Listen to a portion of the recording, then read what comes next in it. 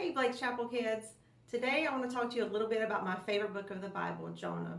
You can find Jonah in the Old Testament. There's only 4 chapters, but there's so much that we can learn from it. But we only have a few minutes, so I'm going to focus on being stubborn. Do you know what it means to be stubborn? It means being unwilling to change so you can get your own way. I know it's hard to believe, but many times I have been accused of being stubborn. So God had given Jonah a very important job, but Jonah was stubborn and didn't want to do it. God wanted him to go to a town called Nineveh and tell the people who lived there to turn back to God. They were not living the way God wanted them to. Jonah thought the people of Nineveh should be punished. So instead of obeying God, he ran away. He jumped on the boat, going in the opposite direction of Nineveh. But we all know that we can't run away from God. He is always with us. And that's a good thing. Once Jonah was on the boat, God sent a big storm. And Jonah knew that the storm came up because of him, because he was disobeying God.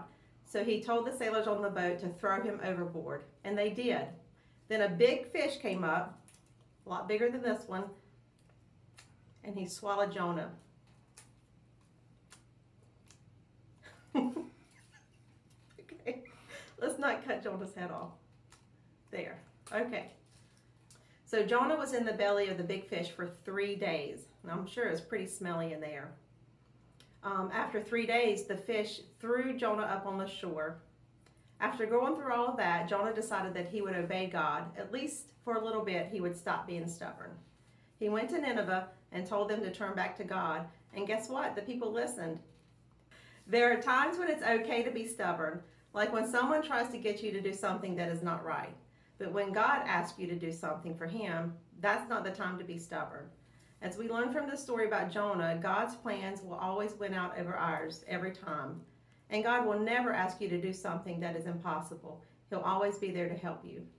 So I challenge you to read the book of Jonah and see what else you can learn from it, and we'll compare notes. Bye.